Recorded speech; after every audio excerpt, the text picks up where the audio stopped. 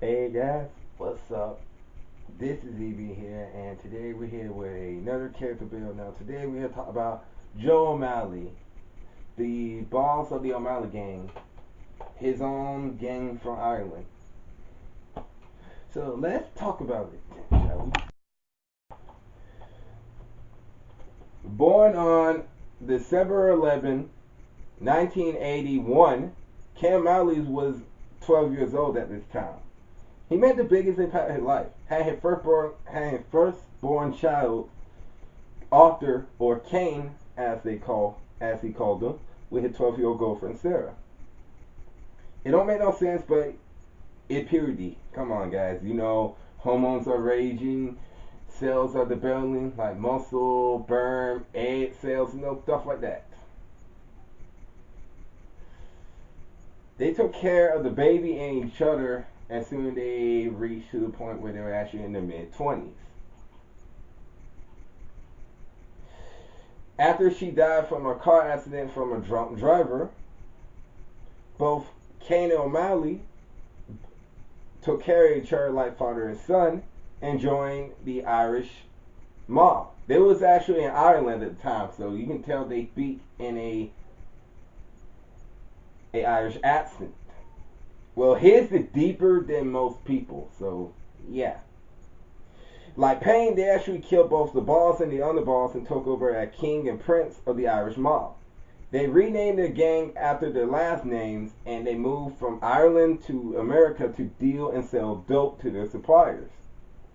After teaming up with Dwight Miller, the boss of the O'Miller gang, and Payne Drifter, the boss of the Drifter crime family, the O'Malley gangs were one of the most respectful gangs in Columbus.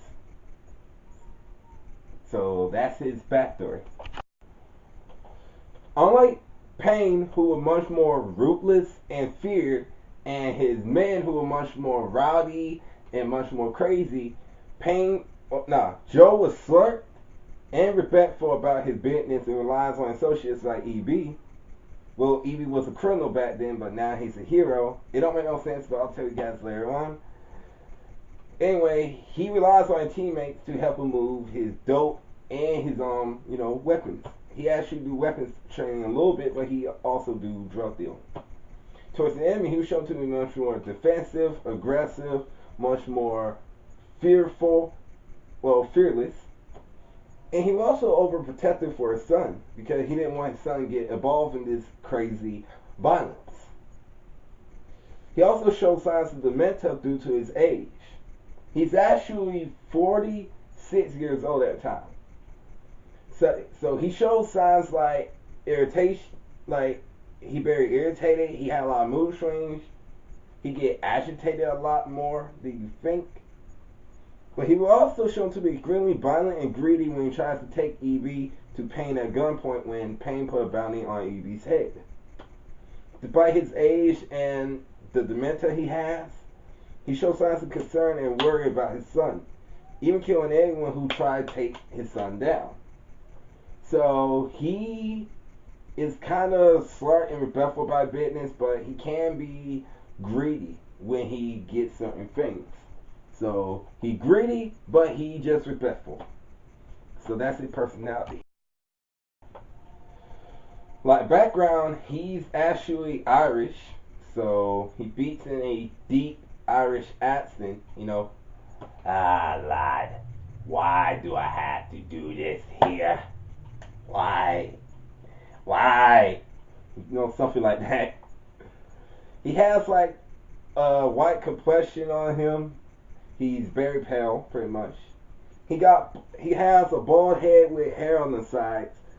Now he actually has brown hair, even though he's actually in his mid 40s. He's actually dyed his hair, brown, just to make sure that it doesn't, just to make sure that nobody didn't know. He has a thick brown beard, green eyes, of course, and he also got a toned, muscular build to him. So, yeah. In the intro, he wears like a dress shirt, red tie, dress pants, shoes, and a fedora. But throughout the story, he wears a three-piece suit that consists of a red tie, black jacket, white shirt, black pants, and shoes. So yeah, that's his own clothing. Weapons, skills, and abilities. Now, as a weapon of choice, he carries a Browning high power pistol chamber at 9mm as his weapon of choice throughout the story. Now, his gun has a silver tint on it, well, a silver plated tint on it, Patermeyer grips, and adjustable beer can sights on the gun. And despite the fact that he had absolutely no combat training, he wasn't in the army or in a police department, he learned how to use the gun due to hunting with his cousins. He also teaches his son to use a gun. So I call that father-son love right there. He was also a very persuasive person, using his charm and his intelligence to trick Caine into thinking that a gang was not selling dope.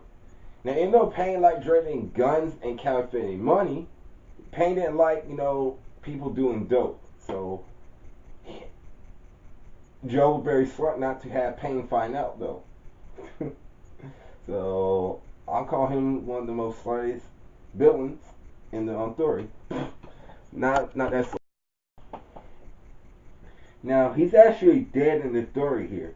Now, both Joe and Evie were talking about hunting down Caine for settling revenge, but when Caine came over there last week and gave him a bounty, $1 million bounty on Evie, Caine,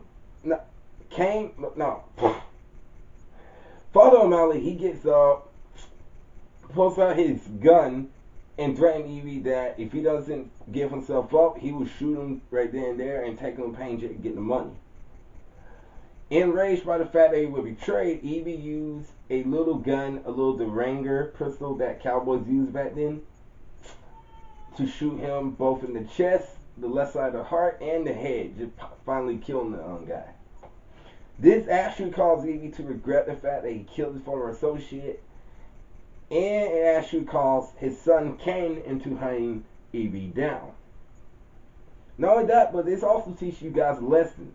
This actually shows that people will do anything in their power just to get what they want. Even if it involves hurting people, they still will do anything just to get what they want.